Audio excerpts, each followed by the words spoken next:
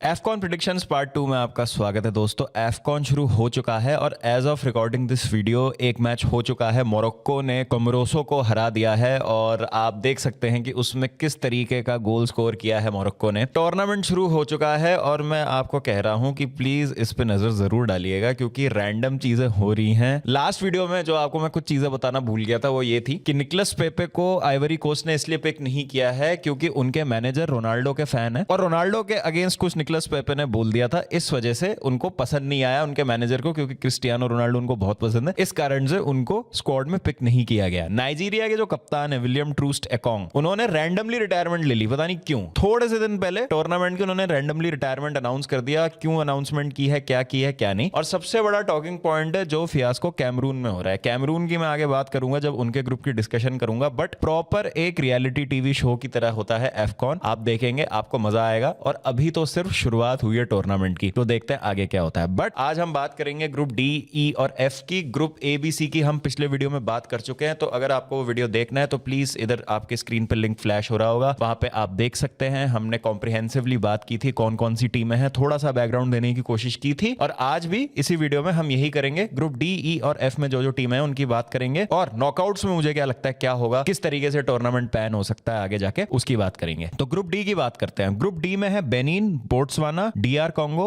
और Senegal. Botswana की मैं सबसे पहले बात करना चाहता हूं। Botswana are just happy to be here. Botswana एक आप कह सकते हैं बहुत ही ज्यादा अच्छी स्टोरी है इन द सेंस कि बहुत स्ट्रगल करती है ये कंट्री। 75% एरिया जो है बोट्सवाना का ज्योग्राफिकली वो डेजर्ट से कवर्ड है, प्रॉपर रेगिस्तान है। और जैसे तैसे उनकी फुटबॉल चल रही है, तो उन्होंने एफकॉन के लिए क्वालिफाई कर लिया है, वही उनके लिए बड़ी बात है। ज्यादा आप उनसे एक्सपेक्टेशंस नहीं रख सकते, बट अपने आप में उनके लिए एफकॉन के लिए क्वालिफाई करना काफी बड़ी बात है। एक भी पॉइंट अगर यहाँ पे बोट्सवाना ने ले लिया तो उनके लिए एक बहुत बड़ी जीत हो जाएगी। वो तो बहुत अच्छी चीज है कि बोट्सवाना खेल रहे हैं, बट दैट्स अबाउट इट। और अगर आप उनके player to watch out for की बात करना चाहते हैं तो उनके स्टार स्ट्राइकर हैं कबेलो, जो मोरक्कन लीग में खेलते हैं। और बस इतना ही मैं कहूंगा बोट्सवाना के बारे में, ज्यादा कुछ इनके बारे में डिस्कस करने के लिए है नहीं। नेक्स्ट टीम है बेनिन। बेनिन ना बहुत एक इंटरेस्टिंग टीम है। 2019 में बेनिन का जो एफकॉन का सफर था ना, बड़ा इंटरेस्टिंग था। वो एक भी मैच नहीं जीते थे उस एफकॉन में और क्वार्टर फाइनल्स तक पहुंच गए थे। अब आप पूछेंगे कैसे, ये कैसे मुमकिन है भैया, एक आधा मैच तो जीतना पड़ेगा ना। तो क्या हुआ था, उनके ग्रुप स्टेज में 3 ड्रॉ हो गए थे और क्वार्टर फाइनल भी उनका ड्रॉ हो गया था, वो पेनल्टी शूटआउट तक गया था। तो उन्होंने अपने 2019 एफकॉन कैंपेन में 4 ड्रॉ खेले थे, एक उनका लॉस था। क्वार्टर फाइनल्स तक वो पहुंच गए थे, जहां पे राउंड ऑफ 16 में उन्होंने मोरक्को को एलिमिनेट किया था। और अभी बेनिन के वर्ल्ड कप क्वालिफिकेशन में ऐसे परम्यूटेशन बन रहे थे कि वो अपने ग्रुप में साउथ अफ्रीका और नाइजीरिया से ऊपर क्वालिफाई कर सकते थे, बट नाइजीरिया के अगेंस्ट वो कोलैप्स कर गए एंड में और अल्टीमेटली मिस आउट कर गए वर्ल्ड कप क्वालिफिकेशन पे। तो उनका एम ये होगा कि डीआर कॉन्गो और सेनेगल से थ्रैशिंग ना हो। अगर उनसे हार भी रहे हैं तो बहुत बड़े मार्जिन से ना हारे। बोट्सवाना के अगेंस्ट वो जीत जाते हैं कन्विंसिंग फैशन में, तो थर्ड प्लेस उनकी सिक्योर हो जाएगी ग्रुप में और वो थर्ड प्लेस अच्छे आने के वर्चू से राउंड ऑफ 16 में क्वालिफाई कर सकते हैं। जनरली एक ऐसी टीम है जो डिफेंसिवली सेटअप होती है और काउंटर अटैक पे आपको मारने की कोशिश करती है। बेनिन के अगर बड़े प्लेयर की बात करें तो उनके स्टार स्ट्राइकर हैं स्टीव मूनी, जो इस समय ऑक्सबर्ग के लिए खेलते हैं। ये यूरोप में ब्रेस्ट के लिए और इंग्लैंड में हडर्सफील्ड के लिए भी खेल चुके हैं, तो इनकी परफॉर्मेंस बहुत ज्यादा इंपॉर्टेंट होगी अगर बेनिन को आगे कुछ अच्छा करना है इस टूर्नामेंट में। अब आ जाते हैं दोस्तों एक ऐसी एक्साइटिंग टीम पे जो आप कह सकते हैं कंपेरेबल है साउथ अफ्रीका से। साउथ अफ्रीका की जैसे हमने पिछले वीडियो में बात की थी कि एक ऐसी टीम है जो अपसेट कॉज कर सकती है और अंडर द रेडार आगे जा सकती है टूर्नामेंट में बहुत ज्यादा। डीआर कॉन्गो भी कुछ इसी तरीके की टीम है, one of the most improved national teams in world football पिछले कुछ सालों में। और अभी भी डीआर कॉन्गो का वर्ल्ड कप क्वालिफिकेशन कंप्लीट नहीं हुआ है, उनके पास चांस ऐसा नहीं है, वो एलिमिनेट हो गए हैं। इंटर कॉन्टिनेंटल प्लेऑफ में है अभी भी डीआर कॉन्गो, वहां से वो क्वालिफाई कर सकते हैं वर्ल्ड कप के लिए। एक ऐसी टीम जो अटैकिंग फुटबॉल खेलती है, जिनके पास काफी सॉलिड डिफेंस है। प्लेयर्स जैसे एरन वैन बिसाका, एक्सेल त्वानजेबे, चांसल एम्बेम्बा, इस तरीके के प्लेयर्स हैं जिनको काफी एक्सपीरियंस है। प्रीमियर लीग में खेलते हैं कुछ प्लेयर्स। अनफॉर्चुनेटली योआन वीसा अवेलेबल नहीं है डीआर कॉन्गो के लिए, एफकॉन के लिए। न्यूकासल के लिए वो वापसी कर चुके हैं, लेकिन उनकी फिटनेस कंसर्न्स को लेते हुए उनको अभी पिक नहीं किया गया है टीम में। तो एक बहुत बड़ा मिस है डीआर कॉन्गो के लिए इस टूर्नामेंट में योआन वीसा। लेकिन उनके मैनेजर सेप डेसाब्री ने एक बहुत अच्छा काम किया है, जहां पे डीआर कॉन्गो को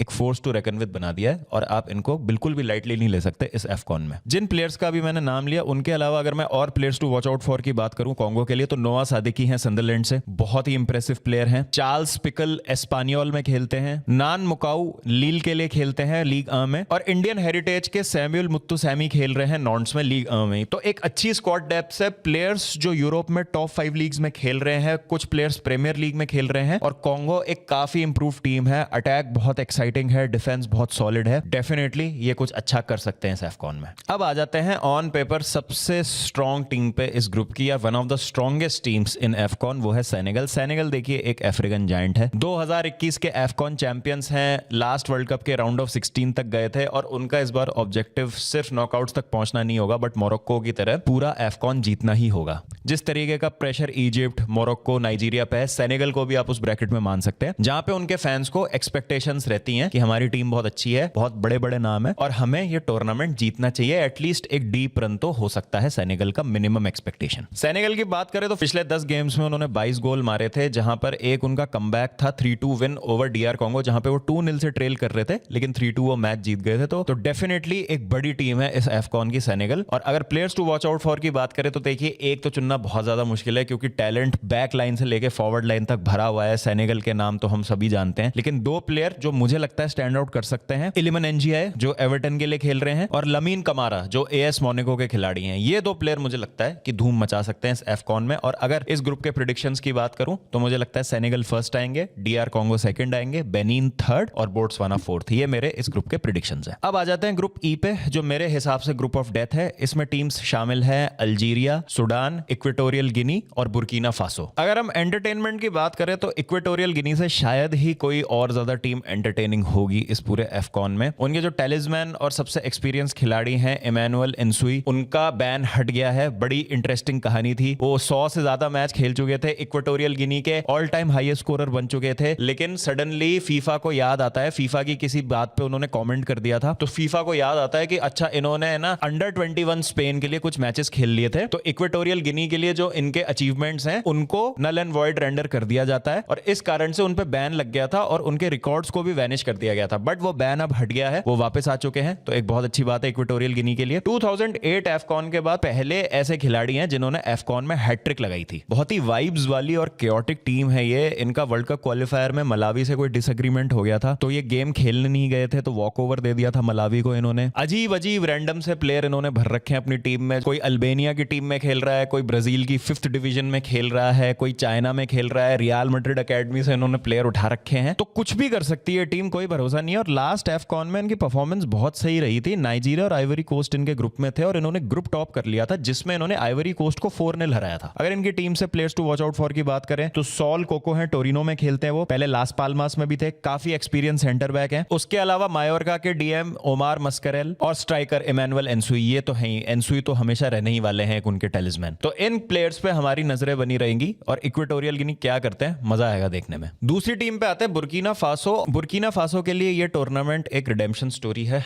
वर्ल्ड कप क्वालिफायर्स के प्लेऑफ्स में उन्होंने अपनी जगह बना ली थी, लेकिन उनके कुछ पॉइंट्स डिडक्ट कर दिए थे। फिर उन्होंने कुछ होम मैचेस अपनी कंट्री में भी नहीं खेले थे, दूसरी जगह जाके खेले थे। नाइजीरिया उनके ऊपर क्वालिफाई हुई थी प्लेऑफ्स में, जहां पे फिर नाइजीरिया भी बाहर हो गई थी। बट एक बहुत ही एक्साइटिंग टीम है ये भी। लीग आ के one of the best goalkeepers खेलते हैं। हर्व कॉफी जो खेलते हैं अभी एंगर्स के लिए, वो गोलकीपर हैं बुर्किना फासो के। एक ऐसी टीम है जिनके पास बहुत ज्यादा पेस है। और कुछ प्लेयर्स की अगर हम बात करें जो इस टीम में है, तो एडमंड टापसोबा है इनके पास, जो इनके सेंटर बैक है। यूथ सिस्टम में काफी डेवलपमेंट किए हैं बुर्किना फासो ने कुछ सालों में। उनकी 2 फुटबॉल अकेडमी है, रेनबोज एंड मजेस्टिक्स, जहां से बहुत अच्छे अच्छे फुटबॉलर निकले हैं कुछ सालों में, जैसे जेंगो ओटारा, एडमंड टापसोबा और बर्ट्रेंड ट्रायोरे। तो ये कुछ 3-4 प्लेयर्स होंगे जो बुर्किना फासो के लिए आप कह सकते हैं कि की साबित हो सकते हैं इस टूर्नामेंट में, और definitely ones to watch out for. अब आ जाते हैं तीसरी टीम पे, जो है अल्जीरिया। और अल्जीरिया एक टाइम पे बहुत बड़े नाम थे अफ्रीकन फुटबॉल के, जायंट्स थे, पावर हाउस थे, लेकिन कुछ समय से नाइजीरिया की जैसे ही उनका भी डाउनफॉल चल रहा है। मिसमैनेजमेंट, करप्शन आप कह सकते हैं, गलत डिसीजंस लेना, बहुत ज्यादा अजीब अजीब चीजें करना, जिसके कारण अल्जीरियन फुटबॉल ने डाउनफॉल देखा है। पिछले 2 वर्ल्ड कप उन्होंने नहीं खेले थे, 2018 और 2022, लेकिन इस बार 2026 वर्ल्ड कप के लिए उन्होंने क्वालिफाई कर लिया है। थोड़ी सी स्टेबिलिटी आई है, लेकिन पिछले 2 एफकॉन की बात करें तो ग्रुप स्टेजेस से भी बाहर नहीं निकल पाई थी अल्जीरिया की टीम। तो इस बार कह सकते हैं कि थोड़ी सी बेटर होगी एक्सपेक्टेशंस फैंस की, क्योंकि जो बड़ा ऑब्जेक्टिव था वर्ल्ड कप क्वालिफिकेशन, वो तो हासिल कर रखा है अल्जीरिया ने। इस बार एफकॉन में कैसा करते हैं देखना होगा। अगर हम इनके मेन प्लेयर की बात करें तो मोहम्मद अमूरा, जो वुल्सबर्ग में खेलते हैं, ओवरऑल टॉप स्कोरर थे अल्जीरिया के लिए वर्ल्ड कप क्वालिफायर्स में, और सिर्फ अल्जीरिया के लिए नहीं, पूरे वर्ल्ड कप क्वालिफायर्स में अफ्रीका से टॉप स्कोरर थे। तो एक बहुत इंपॉर्टेंट प्लेयर होंगे। और रियाद मारेस का ये पोटेंशियली लास्ट एफकॉन हो सकता है, तो उनको भी फेयरवेल देने का मौका कॉन्टिनेंटल कॉन्टिनेंटल स्टेज पे टीम को। उसके अलावा अगर हम कुछ प्लेयर्स की बात करें तो इब्राहिम माजा जो बायर लेवरक्यूसन के लिए खेलते हैं, रफीक जो हेलेस वरोना के लिए खेल रहे हैं अभी सीरिया में, end of course the left back from Manchester city Ryan आयत नूरी। तो एक स्ट्रॉन्ग टीम है, एक्सपीरियंस टीम है, लेकिन क्या अभी आप अल्जीरिया को, सेनेगल, मोरक्को, इजिप्ट से कंपेयर कर सकते हैं? वो मुझे नहीं लगता है। राउंड ऑफ 16 में डेफिनेटली अल्जीरिया क्वालिफाई करेगी, लेकिन कितना आगे जाएंगे वो देखना होगा। अब आ जाते हैं चौथी टीम पे इस ग्रुप में, जो है Sudan, and they are one of the most irritating teams to play against. ऐसी टीम है जो बहुत ज्यादा ब्रेव है, बहुत ज्यादा वर्टिकल फुटबॉल खेलते हैं, आपको प्रेस करेंगे, हाई लाइन खेलेंगे, आपको परेशान करने की कोशिश करेंगे। ये एक ऐसी टीम है जो पिटाई भी खा सकती है लेकिन रैंडमली आपको हरा भी देगी। तो इनके बारे में ना कुछ भी प्रेडिक्ट करना बहुत ज्यादा मुश्किल है। एक चीज अच्छी है सूडान के लिए कि अभी अरब कप हुआ था रिसेंटली, उसमें इनके 8 प्लेयर खेले थे, तो रिसेंट इनको वार्म अप मिल चुका है। तो देखते हैं क्या होता है। इनके 90% प्लेयर सुडानीज ही हैं। जैसे बाकी आप टीमों में भी देखेंगे तो कुछ प्लेयर्स जैसे यूरोप में खेल रहे हैं, इंग्लैंड में खेल रहे हैं, फ्रांस में खेल रहे हैं, उनकी टीम में ब्रेकआउट नहीं कर पा रहे हैं, तो फिर ये टीमें इनको वापस बुला लेती हैं। इस तरीके से सूडान की टीम नहीं है। सूडान में 90% प्लेयर्स वो हैं जो सूडान के ही हैं, तो बहुत अच्छे और होम ग्रोन प्लेयर्स हैं इनके पास। कुछ भी कर सकती है टीम, कोई भरोसा नहीं है। एक प्लेयर जिन पे आप नजर रख सकते हैं सूडान से, वो है अल जजूली हुसैन, जो लिबियन प्रीमियर लीग में खेलते हैं अल अहली त्रिपोली के लिए। ये ऐसा ग्रुप है जिसमें कुछ भी प्रिडिक्ट करना नामुमकिन है, कुछ भी हो सकता है, रैंडम चीज होंगी। बट प्रिडिक्शन की सेक के लिए मैं कहूंगा Algeria first, Burkina Faso second, Equatorial Guinea third और सूडान फोर्थ। हो सकता है सूडान भी सेकंड आ जाए, कुछ नहीं कह सकता। और एफकॉन पूरा ही टूर्नामेंट ऐसा है, कुछ भी हो सकता है इसमें रैंडमली। अब आ जाते हैं फाइनल ग्रुप में, ग्रुप ई, जिसमें है आइवरी कोस्ट जो डिफेंडिंग चैंपियंस हैं, कैमरून जिनकी करंट सिचुएशन पे अपने आप में एक वीडियो बन सकता है 15 मिनट का, गबॉन और मोजाम्बिक। गबॉन की बात करें तो दोस्तों स्टार प्लेयर है पेयर एमरिक ओबामेयांग जो मार्से के लिए खेलते हैं। बड़ी एक्साइटिंग टीम है, proper end to end football खेलते हैं, बहुत हाई स्कोरिंग मैचेस होते हैं इनके। एक और प्लेयर है इनके मारियो लमीना जो अभी रिसेंटली वुल्स के लिए खेल रहे थे, यूवेंटस के लिए भी खेल चुके हैं, अभी करंटली गैलाटासराय में खेल रहे हैं। बहुत एक्साइटिंग टीम है। वर्ल्ड कप क्वालिफायर में एक मैच हुआ था गैबॉन का गाम्बिया के अगेंस्ट, जिसमें 4-3 से जीती थी गैबॉन, और उसमें 4 गोल पोकर स्कोर किया था ओबामेयांग ने।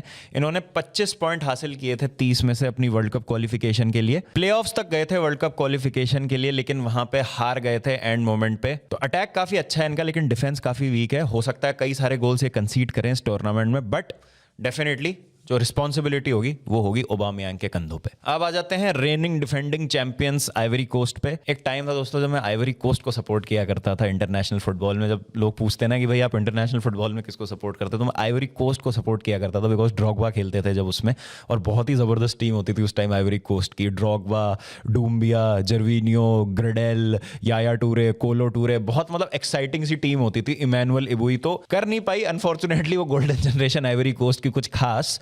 बट अगर हम करंटली बात करें तो जैसा मैंने कहा डिफेंडिंग रेनिंग चैंपियंस हैं आइवरी कोस्ट। डिफेंसिवली ये लोग इतने स्ट्रांग है कि इन्होंने है ना क्रश कर दी थी अपनी वर्ल्ड कप क्वालिफिकेशन, और एक भी गोल कंसीड नहीं किया था इन्होंने अपने 10 वर्ल्ड कप मैचेस में। प्रॉपर हराम बॉल खेलते हैं, सिट बैक करते हैं, इरिटेट करते हैं सामने वाले अपोनेंट्स को, फिजिकल टीम है, मुश्किल कर देते हैं, चांसेस कंसीड ही नहीं करते हैं। एक चीज जो अभी भी इनको फिगर आउट करनी है कि इनका अटैकिंग फ्रंट थ्री क्या होगा। अब अगर मैं कुछ प्लेयर्स की बात करूं जो इनके पास हैं, जैसे अमाड डियालो है, सिमोन अडिंग्रा है, गेसेंड है, इन लोगों ने अंडर परफॉर्म किया है। तो किस प्लेयर को खिलाना है, किस प्लेयर को नहीं खिलाना है, वो इनको देखना होगा। सिमोन अडिंग्रा को इसलिए स्क्वाड में नहीं लिया है आइवरी कोस्ट ने क्योंकि उनकी कुछ टाइम से परफॉर्मेंसेस अच्छी नहीं थी आइवरी कोस्ट के लिए। एमर्स फे इनके मैनेजर हैं और इन्होंने एक बहुत ही बोल्ड और अनपॉपुलर कॉल लिया है कि विल्फ्रेड ज़ाहा की टीम में वापस हो गई है। कोई भी नहीं चाह रहा था कि विल्फ्रेड ज़ाहा वापस आए, बट विल्फ्रेड ज़ाहा आ चुके हैं और देखते हैं कि वो किस तरीके से हेल्प करते हैं टीम को। और एक कर्स है दोस्तों एफकॉन में, जिस तरीके से हम वर्ल्ड कप की बात कर रहे थे ना इस 2022 वर्ल्ड कप से पहले,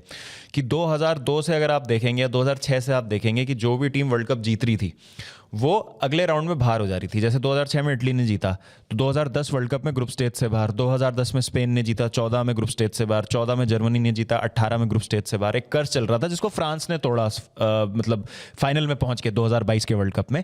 इसी तरीके से एफकॉन का एक कर्स चला आ रहा है 2012 से। वो क्या है वो मैं आपको बताता हूं। तो 2012 में इजिप्ट थे डिफेंडिंग चैंपियंस, उससे पहले वाला एफकॉन इजिप्ट ने जीता था, तो क्वालिफाई ही नहीं की इजिप्ट डिफेंडिंग चैंपियंस थे बट क्वालिफाई ही नहीं किए। उसके बाद 2012 में जब जाम्बिया जीती तो 13 का जो एफकॉन हुआ उसमें वो ग्रुप स्टेज से बाहर हो गए। 2015 के एफकॉन के लिए नाइजीरिया ने क्वालिफाई नहीं किया। 2017 के defending champions Ivory Coast group stage से बाहर हो गए। 2019 के defending champions Cameroon round of 16 से बाहर हो गए। 2021 के AFCON champions Algeria group stage से बाहर हो गए और 2023 के defending champions Senegal round of 16 से बाहर हो गए। तो कोई भी टीम ना राउंड ऑफ 16 के आगे ही नहीं पहुंच पा रही है। एफकॉन में कर्ज चला आ रहा है 2012 से।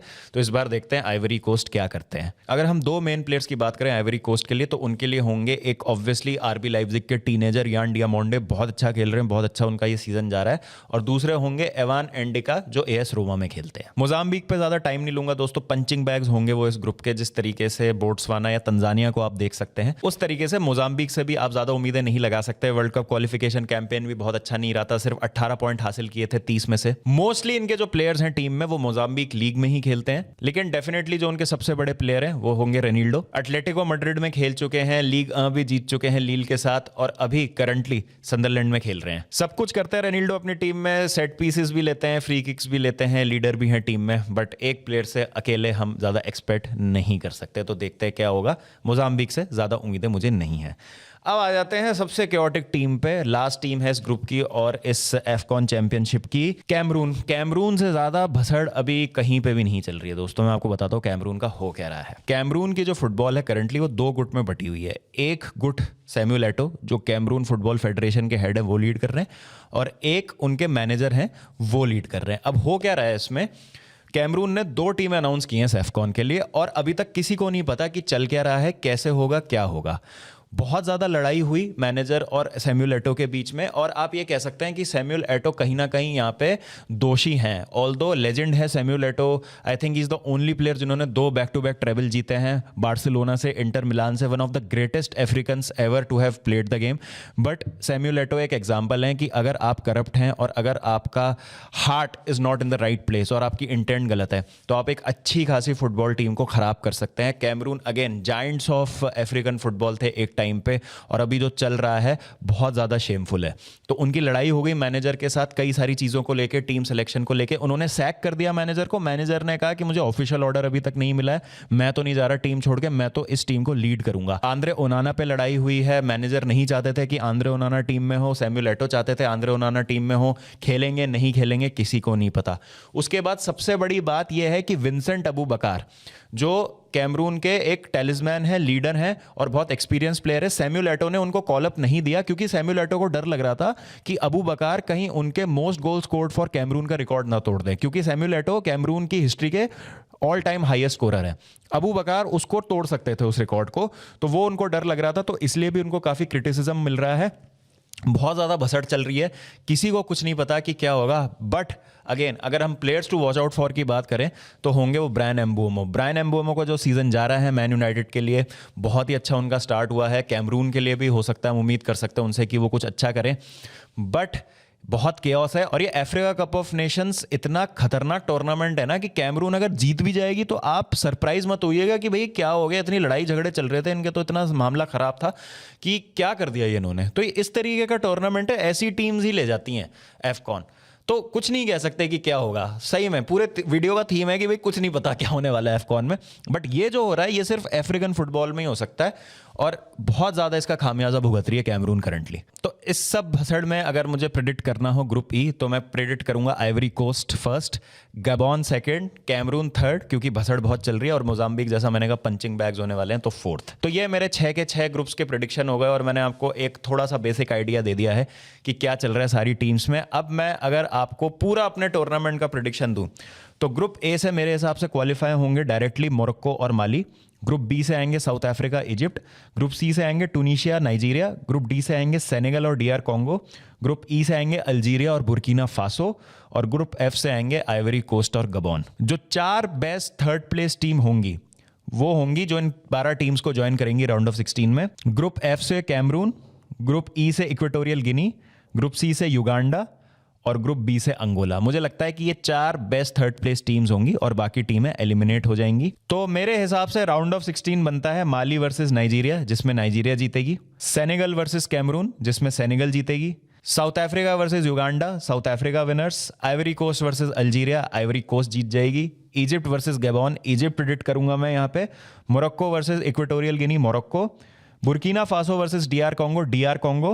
और Tunisia versus Angola, Tunisia. Nigeria Senegal के क्वार्टर फाइनल्स में Senegal. South Africa Ivory Coast में साउथ अफ्रीका दोस्तों, क्योंकि मुझे लगता है कि इस साल भी कर्ज नहीं टूटेगा एफकॉन का, और आइवरी कोस्ट हो सकता है बाहर हो जाए क्वार्टर फाइनल्स में, और साउथ अफ्रीका का एक ड्रीम रन हमें देखने को मिले। तो मैं साउथ अफ्रीका को just for the lols and shock value semifinal तक पहुंचा रहा हूं। इजिप्ट मोरक्को में मोरक्को होस्ट नेशंस हैं, बहुत ज़्यादा स्ट्रांग है, तो I have to go with Morocco. DR Congo Tunisia में I will back Tunisia just about. उसके बाद आपके जो 2 सेमीफाइनल होते हैं, सेनेगल साउथ अफ्रीका, उसमें मैं सेनेगल को प्रेफर करूंगा, सेनेगल को फेवर करूंगा, बैक करूंगा उनको। मोरक्को टूनिशिया में Morocco, and I think Senegal Morocco के फाइनल में Morocco will lift the trophy, क्योंकि इस समय वो एक अलग लेवल पे ऑपरेट कर रहे हैं। बट एफकॉन हमें पता है कि बहुत अनप्रेडिक्टेबल है, कुछ भी हो सकता है, but my prediction is Morocco being the host nations will lift the AFCON 2025-26। तो ये मेरे कुछ प्रेडिक्शंस हैं दोस्तों। एफकॉन के पार्ट 1 पार्ट 2 में मैंने आपको सारे 6 के 6 ग्रुप्स थे, उनमें जितनी भी टीम थी 24 की 24 टीमों का आपको हमने ब्यौरा दे दिया है। आपको कैसा लगा ये video, please do let me know in the comment section. बहुत अच्छा रिस्पांस था फर्स्ट पार्ट का, तो थैंक यू सो मच, जिसकी वजह से मुझे फिर मन किया कि मैं सेकंड पार्ट भी बनाता हूं। तो thank you for taking interest in such kind of videos, और इस तरीके के वीडियो हम आपकी तरफ लेके आएंगे। ZBK को जरूर सब्सक्राइब कीजिएगा, फुल लेंथ पॉडकास्ट, और वहां पे आने वाले हैं premier league team of the season so far का एक बहुत डिटेल्ड फुल लेंथ पॉडकास्ट वहां बड़ी जल्दी अपलोड होने वाला है। लाइक कर दीजिए इस वीडियो को, सब्सक्राइब कर दीजिए चैनल को, हाइप करना मत भूलिएगा वीडियो को। कमेंट सेक्शन में मुझे जरूर बताइएगा दोस्तों, आपको क्या लगता है कि आपके हिसाब से कौन सी टीमें आगे जाएंगी और कौन सी टीमें नॉकआउट्स में किस टीम को नॉकआउट करेगी। एंड या I will see you soon दोस्तों, till then take care and piece.